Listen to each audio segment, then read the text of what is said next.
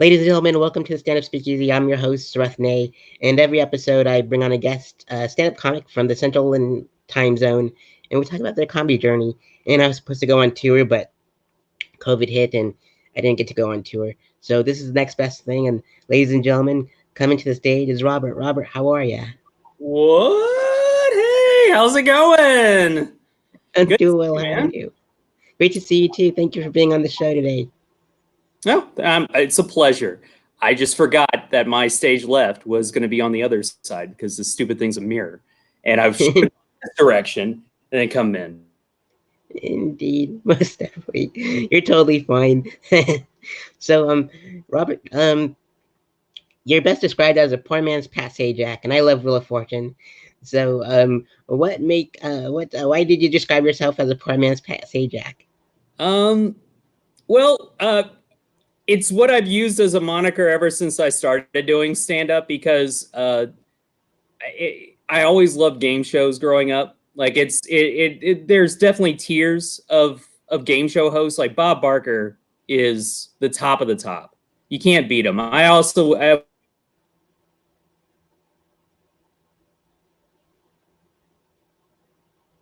Fortune. Like Wheel of Fortune was for every single person out there. You could just sit there and guess. It wasn't like Jeopardy where you felt like you were an elitist. And Pat Sajak just had that quality of not only making you feel welcome there, but he's kind of a dick. You know, like it's that mixture of like wholesomeness, yeah, and that's why I decided to describe myself as that. Most definitely, indeed. I love Pat Sajak and Vanna White and all those cool stuff. And I grew up playing Wheel of Fortune, just talking to the TV whenever I could. So it's good stuff. So One of the Robert, game shows where you can yell at the TV and nobody gets angry about it. So, yep, especially if it you're by was yourself, you get angry. indeed it was magical for sure. And so you've been performing stand up and improv for 10 years. And what are some of your favorite memories from those past 10 years? Well, it's rare when you do stand up where you feel like in the moment this is going to be something that you'll remember. And it happened once. This is while I was still a host over at the station. There was a open mic that we did every Wednesday at Delete Comedy, and we had one guy. His name is Travis Elkins, who was his name is still Travis Elkins. I don't know what it was, but he worked in the movie industry, and we have some connection to a movie industry here because Louisiana has like good tax credits for them to film things, and he's always been pestering people to show up and either watch or perform. Like one time, he brought William Hurt, and I don't know if that guy is a fan of comedy, but he sat in the corner and ate a sandwich the whole time. So I wouldn't say like he was a huge fan, but it felt like he was just kind of brought out there. But he had been talking this up some time, and that night he was able to not only convince T.J. Miller to show up, but he convinced Garfunkel and Oates to show up. And when Garfunkel Oates was up on stage, our sound guy turned to me and said, "Hey, you know what? You should book these guys for a headlining gig." I was like, "You think, huh?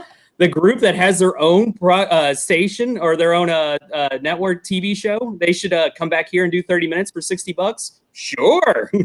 Yeah, of course. But I turned to the other host that was there and was like, "This is going to be our best night, and we're never going to be able to top this." And it turns out that was more pathetic than I realized, because the next week, TJ Miller said he was going to show up, and he must have put this on like his Facebook and his Twitter and everything else because the place was packed and everybody was excited to see him, and he didn't show up, and everybody got what left, and they were all disappointed, and they were like, "Yep, now nothing but downhill from here." So yeah, that was without a doubt my favorite moment. Awesome, good stuff. And so you performed in and around Baton Rouge, and you perform improv, spoof nights, and you host Trivial Nonsense at the Family Dinner Improv Troupe at the Manship Theater. How did you connect with the Manship Theater? Well, it was through my other side hustle, which is trivia. There's a guy that runs trivia in our town named Michael Hatfield. He knew a person that worked at the Manship that wanted a mystery science theater 3000 style show, the spoof nights that we do, and he was seeing if there was anybody in town that would be able to do it. And he knew from not only me, but there's a couple other guys in the group that do trivia nights as well. And he suggested us to go meet with them. So we went and talked to him and said, yeah, we would love to do something like this. And he said, you can do this, but you have to show 2 movies. There's 2 movies that you have to show on your list. The first one is Best of the Best 2. And the second is Gleaming the Cube. Have you heard of either one of these movies? I remember Best of the Best 2, but I don't remember the second one. Best of the Best is the one with Edward James Olmos. It had Eric Roberts. It has Chris Penn. It's got like a nice all-star cast. It's very like it's around the same time Karate Kid came out. Like it's a good film. The second one is they turned it into a underground boxing or kickboxing match to the death that is hosted by Wayne Newton. And it's not got a huge following, but when we were like, we'll do it, that's fine.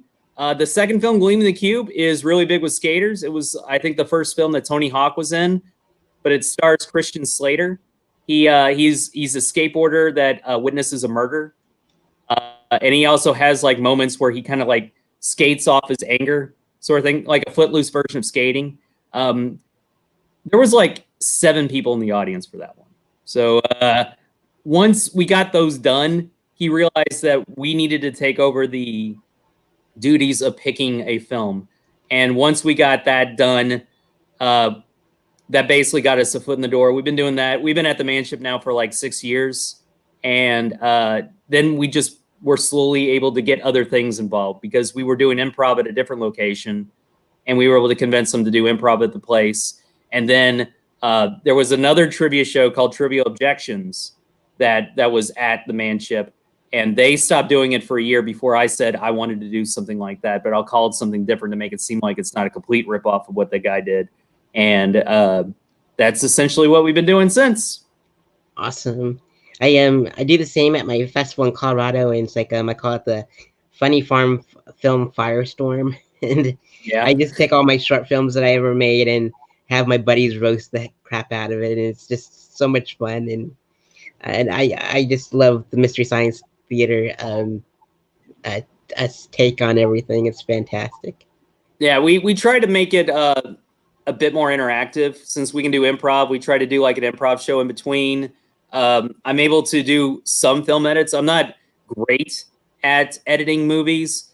I'm passable, I think this is the best way to put it. The best thing I can do is usually overlay it with some music as opposed to what it originally was doing. Like we did Batman recently, the 1989 one. And there's a moment in that movie where Jack Nicholson and his gang destroys a museum. And they did it to Party Man by Prince. That was the original song.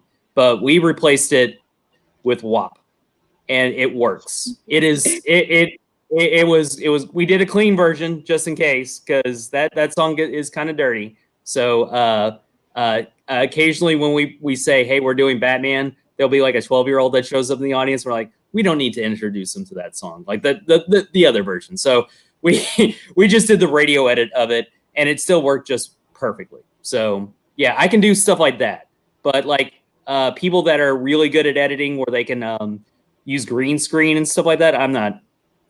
That's not my cup of tea. I'm not great at that. But yeah, you take what you can do. Most definitely, indeed. And so with our interview today, we're donating or raising funds for the American Heart Association. Why did you choose those fine folks to raise funds for today? It is the default charity that we do at work. I work, my actual paying job is for the state. When we do charities, I've done, like, they'll do like 5Ks, 10Ks and stuff like that. That's always been the charity we use, and they've been great. So that's just been a nice default one for us. Indeed, most definitely. And Robert, as I mentioned before the show, I was hoping to go on tour and interview comics on the way, and so I usually ask these questions for the comics that I interview so far. And so that being said, Robert, what inspired you to perform stand-up comedy?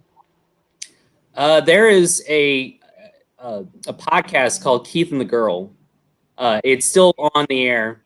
Whatever, you know, it's podcast where you how I've done podcasts and I've just stopped doing it out of apathy. Nobody's told me to stop doing it. So, but the guy had one stand-up show a year. It was on his birthday.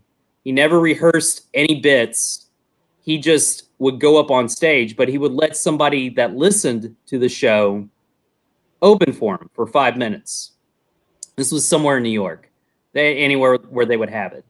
So I decided to look online. Bad Slava, I think, was the only source that we had where you could see any open mics. And the only open mic in town was at a bar called Phil Brady's.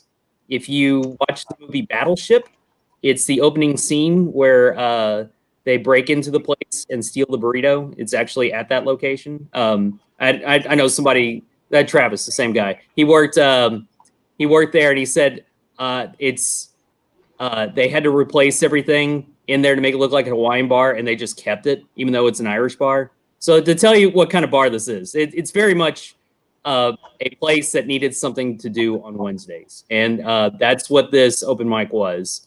And I went in and I listened to everybody that did it, and I was like, oh, I can do this. And then the next week I went up and performed, and I haven't stopped doing it since. So that's what got me to get started. I did a year later submit a 2-minute bit into Keith and the Girl, and they rejected me, and I was heartbroken. So, but you know, when you start out, I mean, I must have been like only about 6 or 7 months in at that point. It just felt like that you knew what you were doing, and no one can tell you differently. And when I go back and listen to what I was doing as the bit that I turned in, yeah, I wouldn't let me open for me either. Like that's the one thing that you realize, that you don't know anything at that age. You need to go up there and do as much time as possible. If I felt like doing it again, I think I could put in a stronger entry into this, but I'm well past the point where I feel like I need to get validation. Because it would just scar me up even more if I got rejected. So I can't do that ever again. So Indeed. There's something about performing at an Irish pub on a Wednesday night at an open mic, and that's where my homeroom is in Daytona Beach. It's called the Tiernog Irish Pub, and it's like been going on for like 11 years, and it's like it's a home away from home. I love that place. Yeah, it's the one place I wish they still did open mics in town, because there was a improv group that performed there for about a year before they got their own studio. But yeah, that place was great. Awesome. And what was it feeling like when you first performed stand-up? Was what? I'm sorry? What was it feeling like when you first performed stand-up? Terrifying. I had done I'd been in speech and debate in high school, so I thought I knew what I was doing. I wrote everything down and performed it in front of a mirror before going up there. And the moment I hit the stage, I don't know if you got the treatment of like rookies go up first sort of thing, which I don't mind doing now. But when you first do it, it's petrifying. You don't know what anybody else did. And for some reason, there was a large crowd there that night. I mean, I've been to open mics before.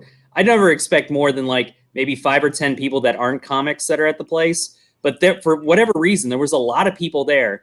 And I probably abandoned my script about 30 seconds in to the performance and just tried to go off kilter. But luckily, after I did it, one of the other comics came up to me and said they really enjoyed my set.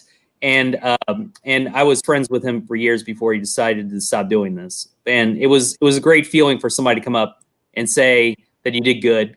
And it's one of those things that I try to do for other comics, but I know how hard it is, especially if you get competitive in this field, to feel like you want to say that person did a good job sort of thing. But it definitely helps if it's the first time comic to go up there and say, hey man, good work. You know, just don't tell them anything else. That's the other thing I learned early. Don't tell comics what to do on stage, because then they just will never tell that bit ever again. Indeed, most definitely. No, don't ever do that. Nope. And what are your favorite comedy specials and comedy record albums? Growing up, my favorite ones were anything by Steve Martin or Rowan Atkinson. Those were two things that I loved when I was a kid. I especially like Steve Martin's, like The Jerk or Man with Two Brains, or anything that he was in. L.A. Story was a particular favorite of mine. But yeah, that the stand up of Rowan Atkinson. I know a lot of people know him as Mr. Bean, but if you ever find his Rowan Atkinson live thing, it is so much more than his Mr. Bean character. He does things that it feels like he's in a different league than anybody else when he's doing that stuff. I don't know if you've ever seen any of that stuff outside of Mr. Bean, or if you've even seen Mr. Bean or not. But yeah, that's where I liked growing up. Before like Mystery Science Theater, I definitely hooked on whenever it was on Sci-Fi Network. Whenever they had the Mike years, those were particularly favorite of mine. As I got older, you start like enjoying like more of the improv scene. Like Paul Tompkins is really good. I like his stuff. I like Amy Poehler's stuff. I like any of anything from like Comedy Bang Bang. All the disciples of that stuff's great too. And most recently, I think my favorite stuff has been British panel shows. For whatever reason, they just have it down. I don't know what it is, but they make any and everything the most entertaining stuff out there. 8 out of 10 Cats Does Countdown, Would I Lie to You, any of that stuff. It's like crack to me.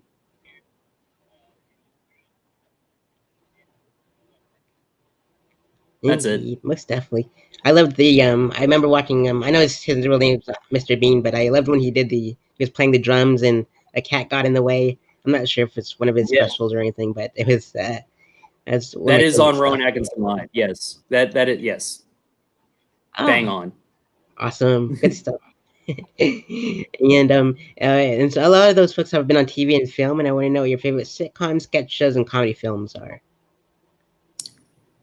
Sitcom. I think. I mean, it's The Simpsons. Like during their golden age, any of that stuff that was great. Like they just had it down. I don't know what it is that every other cartoon has tried to replicate and hasn't even come close to it. Like that those years from like seasons 4 to 10, I'll still watch that on a loop constantly. That stuff is great.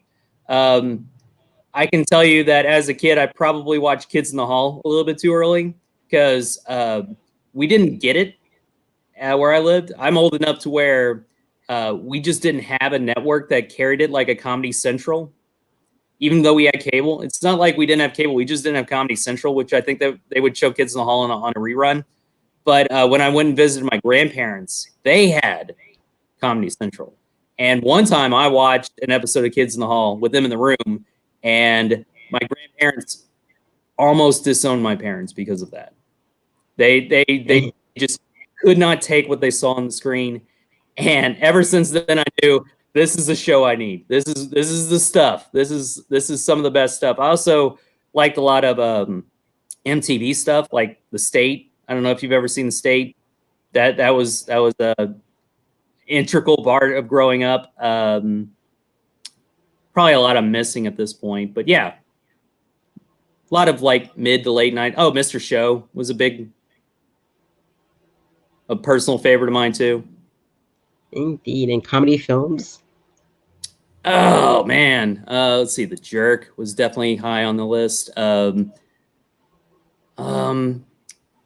I really like what Edgar Wright is doing when it comes to comedy these days. Like it's tough for anything to be straight comedy, but he does it so well that it could be like the most well produced parodies out there. Like Airplane and Naked Gun will still be in that upper echelon when it comes to parody films. But whatever Edgar Wright is doing is got to be pretty close to what they had in mind. I just think anything that's like that speeds out the jokes as quickly as possible. So even if you don't like it, you know there's another one right around the corner that's going to be just as good. Indeed, most definitely. And if you can go on tour with any comedian locally and internationally known, which comedians would you like to go on tour with? Locally, ah. Well, it's easy to say because I've done it several times to go on tour with Mike Honore. I don't know if you've had him on the show or not. He is the most likable comedian that is around, and I've been in some of the worst shows with that guy, and he just makes it so much better. Like, doesn't matter the venue that we were in or how little we got paid, or it's gonna be 3 hours drive and we're leaving at 2 in the morning, and that sort of thing. He just makes the entire experience like so much fun. Like it's not even, and he's so much better of a comedian than I am. Like that also, like it isn't even like discussed like who goes up first. I'm like, I'm going up first. You close this out. I'm not doing this.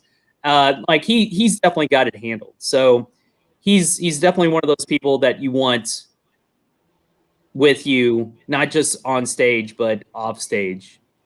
And maybe that it's one of those things. I'm not sure if I really want to wish this, because I don't know if you know that thing where you don't want to meet your heroes, but I would totally love to go on tour with Kyle Kinane.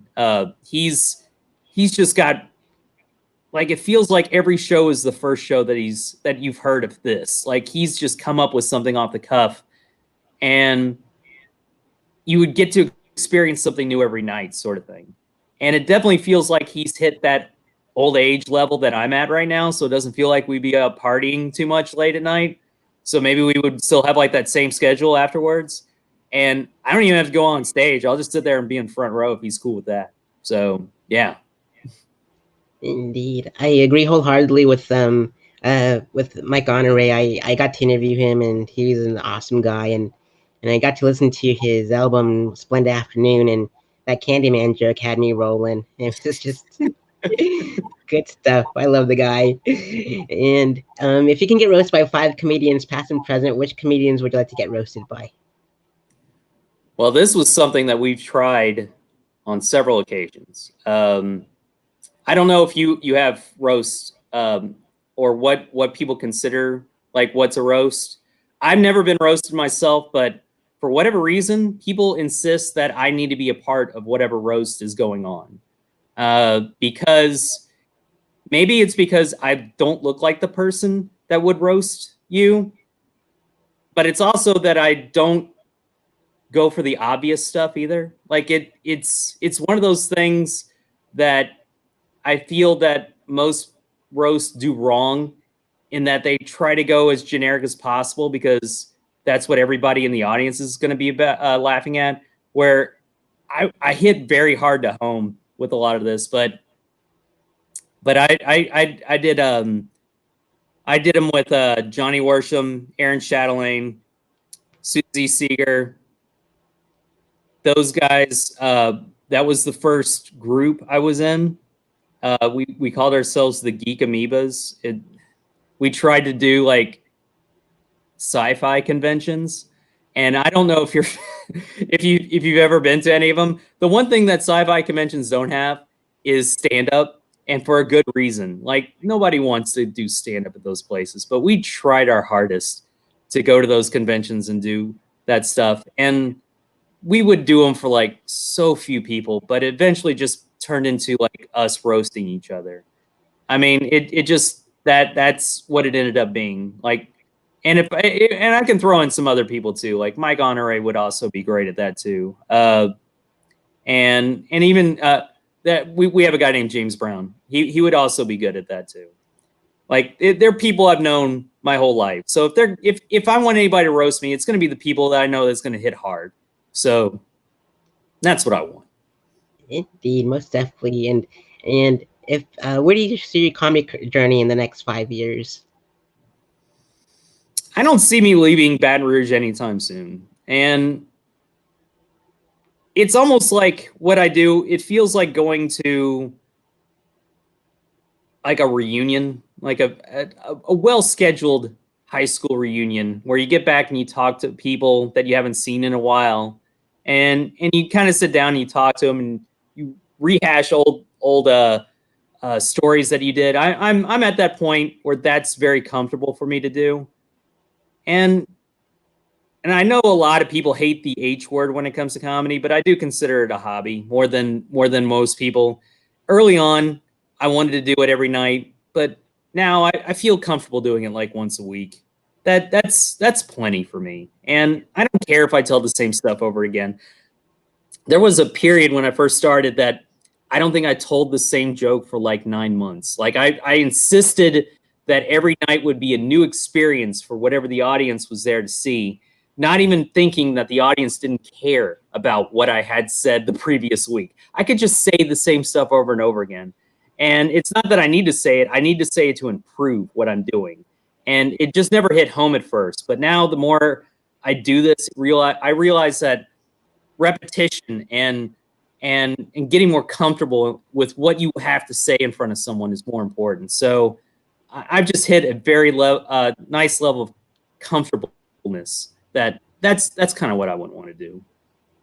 Indeed, most definitely. And you performed improv and stand-up for 10 years. And which other forms of comedy would you like to venture off into, like sketch, comedy writing, acting, directing, etc.?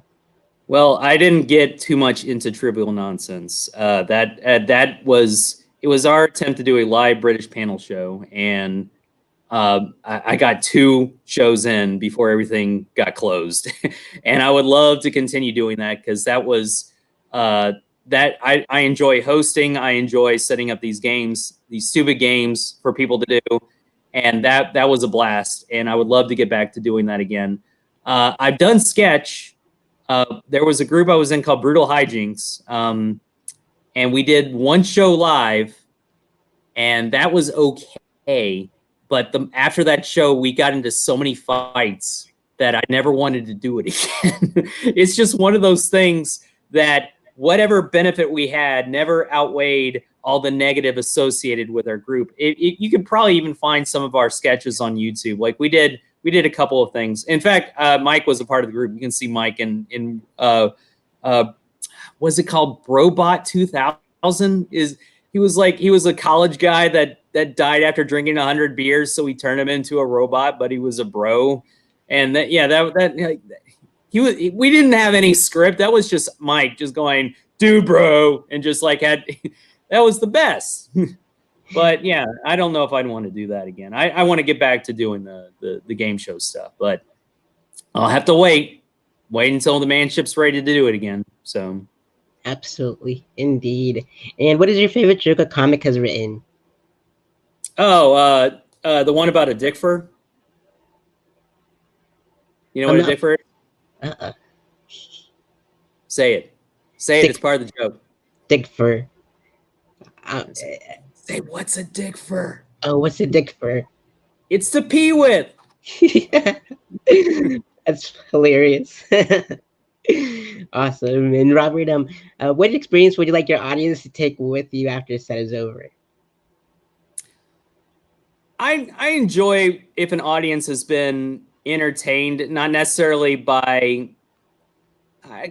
Early on, I think some of my stuff might have been too mean to certain people, not necessarily audience members, but maybe other people that were on stage. I want them to, if they're going to laugh at anybody's misfortune, I would prefer them laughing at mine nowadays. Like, that's fine. I want them to appreciate how much I'm willing to make fun of myself to get them to laugh. Indeed, most definitely. And Robert, for this next portion of the show is you get to nominate your favorite comics in the Baton Rouge area to be my featured guests on the show, or in all of Louisiana if you'd like. But with that being said, which comics would you like to see on a future episode of the Stand-Up Speakeasy? Have you interviewed Sarah Brown yet? Sarah Michaela Brown? I don't think I have. But I'll have to check. She mainly does improv, but she does stand-up as well. She's recently she's been our Lafayette liaison. Like there's 2 people in the Lafayette area that have done so much for comedy, not just in Lafayette, but in the surrounding areas. And I'm sure you've interviewed Jason Leonard, right? I think you've interviewed. But Sarah Brown's the other person. She's very steeped in Lafayette comedy, and I would suggest like her, getting a hold of her, or let's see, how about Vaughn Vaillant? Have you talked to him? Not yet, but I think we're on the books for for a future episode for sure. So Yeah, he was doing the other trivial objection shows where I got 2 in, he got 0 in. So he he if anybody's actually trying to get one of those up and started, it's him. So I like he's a Lafayette transplant. He's got a job here in Baton Rouge, but he's a member of the family dinner.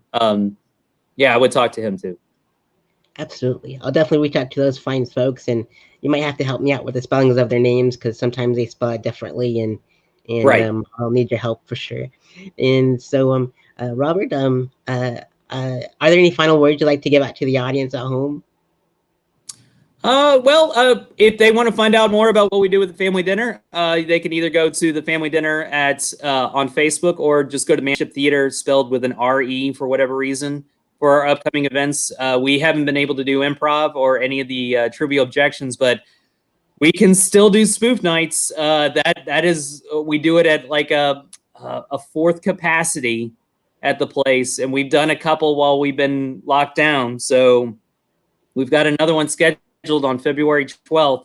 We're doing the movie Mean Girls. We were originally going to do Pretty in Pink, but that got pulled. So we're doing this one instead. This is as borderline of a comedy that we should do, but we watched and we thought, you know what, we can make fun of this. So yeah, we're gonna steamroll right ahead and do that one too. Absolutely, indeed. And so I placed all those information beneath the YouTube video in the description box, and it's also the scrolling on the bottom with Facebook. Like follow Robert, and subscribe and all that good stuff on Twitter. Follow him on there, and donate to the American Heart Association as well.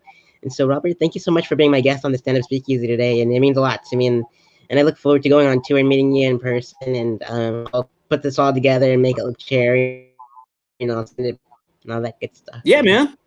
Yeah, you got a place on the couch if you need some place to stay. As soon as everything's done. Awesome, cool. Ditto for you too, Robert. Thank you so much.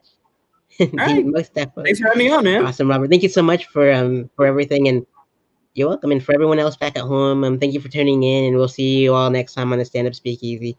I'm Srathne. Have a great night and be safe.